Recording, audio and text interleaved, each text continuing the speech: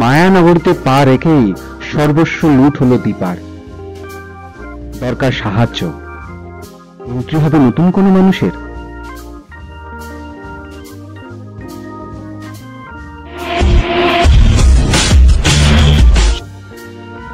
Star জলসার জনপ্রিয় ধারাবাহিক অনুরাগের ছোঁয়া ধারাবাহিকের গল্প এই মুহূর্তে লিপ নিয়েছে 5 বছর। নতুন স্বপ্ন নিয়ে নতুন শহরে এসেছে দীপা। এর আগে ঘরোয়া স্বভাবে দীপা সম্পূর্ণ একা কোনো শহরে থাকেনি, তবে জীবন আবার নতুন পরীক্ষার মুখে এনে দাঁড় করিয়েছে দীপাকে। আজকের পর্বে কি দেখতে চলেছেন দেখবেন, মুম্বাই এসে দীপা জানতে পারে সে যে কোম্পানিতে কাজ করবে বলে এসেছিল তা বন্ধ হয়ে গেছে। থেকে এক ট্যাক্সিওয়ালা নির্দিষ্ট গন্তব্যে পৌঁছে না দিয়েই ৩,৫০০ টাকা নিয়েছে দীপার থেকে। হাতে টাকাও বেশি নেই।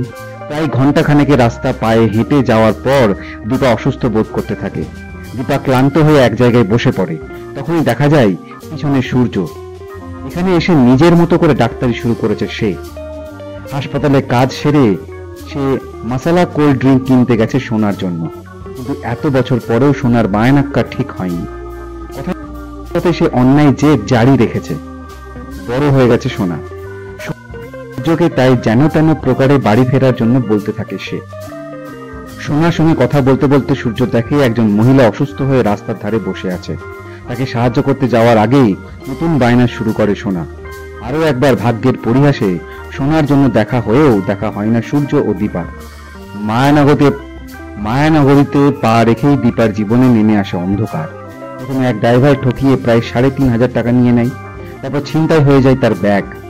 ওই ব্যাগেই দীপা তার ফোন ও টাকা রেখেছিল। কিন্তু শহরে যেমন ভালো মানুষ আছে, খারাপ মানুষও আছে, আর তেমন মানুষরাই এগিয়ে আসে দীপার সাহায্যে। তবে কি এই বিপদের দিনে এবার দীপার পাশে আসবে বিশেষ কোনো মানুষ? কি হতে চলেছে জানতে হলে দেখতে হবে অনুরাগের ছোঁয়ার আজকের পর্ব।